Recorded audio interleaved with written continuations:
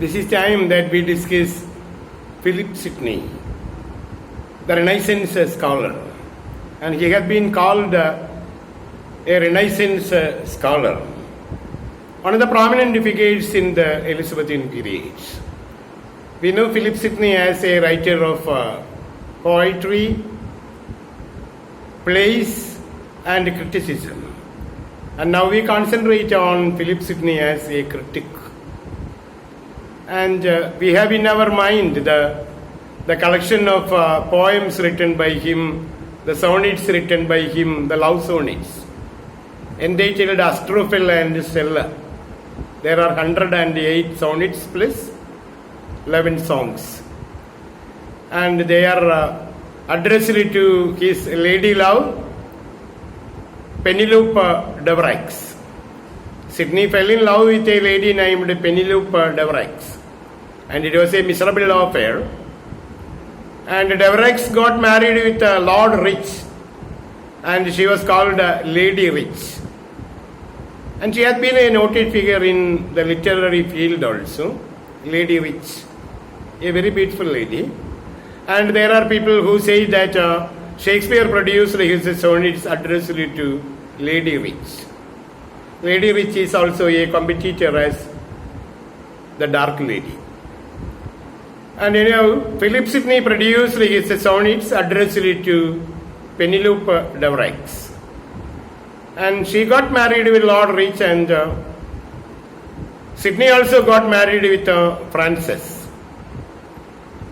And the sonnets are very popular, entitled Astrophel and Stella, the love sonnets. There are 108 sonnets. And it is in the same context we come to find Spenser's sonnet sequence called Amoretti, and love poems addressed to Elizabeth Boyle. And very interestingly, Spenser and Philip Sidney were close associates. Sidney was the patron to Spenser.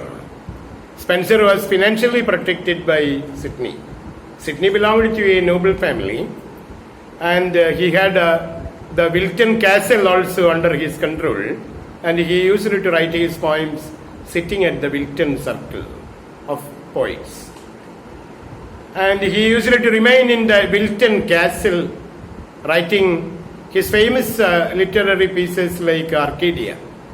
And Sidney mainly popular for his Arcadia, prose romance actually. It was written in the format of a drama, and it actually was dedicated to his sister, Mary. And Mary was married to Lord Pembroke, and after the death of Philip Sidney, she revised Arcadia and produced it as the Arcadia of the Countess of Pembroke, Countess of Pembroke's Arcadia. And Sidney actually dedicated Arcadia to his sister. And there are 3 versions of Arcadia: the original Arcadia, and then the revised Arcadia that was revised by Sidney. And after all, a revision of Arcadia was produced by Mary Sidney, and she brought it out as Lady Pembroke's Arcadia. And at the age of 18, Sidney was elected to the parliament as a member of parliament. He belonged to a noble family. And he travelled to France, Germany, Italy, Hungary. He was also a veiled traveller and producing biography also. Visited Austria, various places, and participated in the English wars also. And after returning, he met Penelope de Vraix, the future Lady Rich, and for this lady he produced the famous sonnet sequence Astrophel and Stella. And I told you, Penelope de Vraix got married with Lord Rich, and Sidney got married with Frances. And very interestingly, Sidney was the patron of patron and sponsor of Spenser. And it was in 1579 Sidney produced his greatest critical writing, entitled The Defense of Poesy, or The Apology for Poetry. It was called The Defense of Poesy or Apology for Poetry. So it was in 1579. There appeared an essay produced by Stephen Gosen entitled The School of Abuse. He considered poetry as the school of abuse. Stephen Gosen was a London clergyman, an ecclesiastic, and he actually wanted to promote the learning of Bible and ecclesiastical literature. And he felt poetry as an obstacle in spreading the ecclesiastic literature. Poetry actually made people to get into imagination, lead the people into wrong ways. And it was the charge leveled against poetry by Stephen Gosen. And Gosen produced his School of Abuse in 1579. And deliberately he dedicated the piece in the name of Philip Sidney, and Philip Sidney became offended. Without taking permission from Philip Sidney, he dedicated the essay School of Abuse in the name of Philip Sidney, and Philip Sidney was offended, and he was made to produce an answer, and the answer is entitled The Defense of Poesy or The Apology for Poetry, and both titles are the same. And this is considered as the literary criticism by Sidney, defending poetry. And so actually in the piece he is found giving answer to Stephen Gosen, but indirectly he is answering the charges leveled by Plato against poetry. It was Plato who wanted to banish poets from his ideal republic and spoke against poetry, maintained poetry as imitation, maintained poetry as twice removed from reality, and wanted to banish poets from the ideal republic. And actually it was an answer, a coveted answer to Plato's criticism. But the occasion was to give answer to Stephen Gosen. And he produced the Defense of Poesy or the Apology for Poetry in 1579. And quite often UGC used to ask questions from Apology for Poetry. And very recently the question asked by UGC was very interesting. They maintained that there are two people who produce the Defense of Poetry in English. Identify who are they. One is Philip Sidney. He has got his literary criticism entitled The Defense of Poesy. And the other famous literary critic and poet was P.B. Shelley, who produced an essay entitled Defense of Poetry. Shelley's essay was called Defense of Poetry, and Sidney's essay was called Defense of Poesy, and both the same. And in Defense of Poetry, we come to find Shelley defending poets, even upholding them as the great legislators of the modern times, but unacknowledged. The unacknowledged legislators of the modern times. They are the poets. They are the unacknowledged legislators of the world. Actually, the poets are the people who dictate the law, and they are the people who say what to be done. The poets have to be taken seriously into consideration, and it was the opinion maintained by P.B. Shelley. And he actually modeled his essay on Sidney's The Defense of Poesy or the Apology for Poetry. And as a formal inauguration of literary theory, it has been considered, the Defense of Poesy has been considered as poetics of the Renaissance. And you may ask you the question, which literary work has been called as the poetics of the Renaissance? And I told you, Philip Sidney is considered as a Renaissance man, a Renaissance scholar. It was during his time there was the Renaissance and Reformation. He lived in the Elizabethan period. He was born in 1554 and he died in 1586. Queen Elizabeth came to power in 1558 and Sidney was born in 1554. Elizabeth was there. And Sidney died when he was only 32 years. He died young. So like John Keats, Shelley, Byron and Robert Burns, Sidney also died when he was young, only at the age of 32. And when Sidney was dead, Sidney had a gangrene in his leg. While fighting, he had a wound in his leg and so it became sore, and after all it developed into a gangrene and he became dead. And when Sidney was dead, all London was closed and attended the funeral. The people loved Sidney. Sidney was liked by the people. He was a great poet, a good legislator, a good lord, a kind and loving person. And the London honored Philip Sidney, closing their shops and attending the funeral. And this essay, Apology for Poetry or Defense of Poesy, was written in 1579 and it is considered as the Poetics of Renaissance. Poetics is actually the work written by Aristotle, and Apology for Poetry is considered as the Poetics of Renaissance. And in his apology, Sidney raises poetry to great nobility. And actually, we find him rising poetry to great nobility. And according to Sidney, poetry has the power to move readers to virtuous action. Actually, poetry has the power to lead the readers, to move the readers doing virtuous things, leading them to virtuous action. And according to Horace, so he quotes the opinion from Horace. Horace in his Ars Poetica maintained the opinion that true poets must teach and delight. True poets must teach and delight, and the same is quoted by Sidney here, quoting from Horace, saying that true poets must teach and delight, and they should have to teach the generation and also make them happy. And it is a view dating back to Horace. And in the opinion of Philip Sidney, early historians and philosophers were all poets.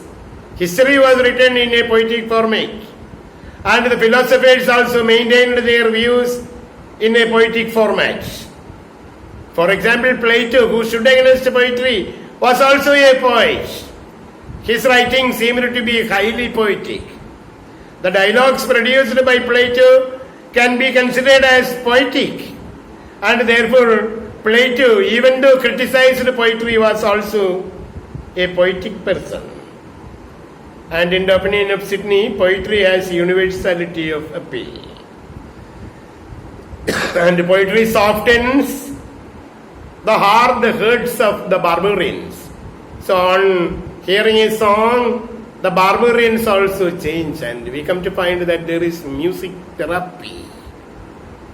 So the hard-hearted barbarians, the cruel savages, will be turned to become sympathetic and kind people on hearing song. And we have seen Alexander the Great greatly influenced by hearing songs.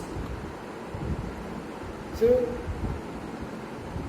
the barbarians could be changed to become good-hearted persons with the help of music. Poetry softens even the hard-hearted barbarians. And poetry, according to Sidney, is long-lasting, and the end of poetry is unpredictable. And the Greco-Romans honored poets as seers and prophets. The Greco-Roman people considered poets as seers, as gods and prophets. The poets were considered as gods and prophets. Actually, in all the religion, we follow certain books, and those books are written by poets. Formerly, the great religious people and the philosophers were all poets, and we follow the things given by the poets. Greco-Romans honored poets, and the Vedic Indians honored poets, as gods or prophets. And poetry, it is said, an art of imitation. And poetry is a speaking picture. For example, the prophecies of the oracle at Delphi or the prophecies made by the Egyptian Sibyl are all poetic. Say the biblical narratives all been written in poetry. The prophecies of the oracle at Silphus or the Sibyl's prophecies and the interpretations found in the Bible all are in words or all in poetic format. And in the essay, we come to find that there are divisions also. There are mainly the divisions like exodium, beginning with exodium. Exodium is actually an indirect beginning by narrating a personal experience. And here in the exodium, he cites the example of Pungliano, Pungliano, Pungliano, a disciple of poetry. It is the area called the exodium. And the second part is called narration. It deals with the superiority of poetry. And the third part is called preposition. The central idea of the essay is given there, and it is called preposition. And then the fourth area is called division, and Sidney fortifies his many views on poetry here in the section called division. And the fifth section is called confirmation, giving the summary of the argument. How poetry is superior to philosophy and how poetry is superior to history. And these are mainly the divisions. The essay can be divided into 5 as exodium, narration, preposition, division and confirmation. Exodium, narration, preposition, division and confirmation. There are the 5 areas.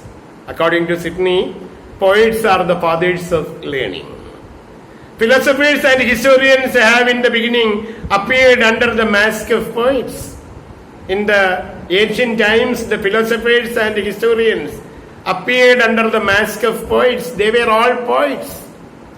And poetry is universal in the sense that it has flourished in all the ages, in all the countries. Therefore, we can say that poetry is universal. Even the civilized love poetry, the uncivilized and the civilized, everyone. There is no distinction between the civilized and the uncivilized. All love poetry. Because the uncivilized and hard-hearted of the savages can be made soft through poetry. So which softens their hard hurts. And the Greeks and the Romans honored poets. The poet is truly a maker. According to Sidney, poet is a true maker. Actually, the world is brazen, the nature's world is brazen, and the poets only deliver it golden. And this was one line asked by UGC, and the question was, from where it is taken? It is taken from Sidney's essay, Art of Poetry or Defense of. So, defense of poetry or apology for poetry. The nature's world is brazen, rough. The nature's world is brazen, made of brass.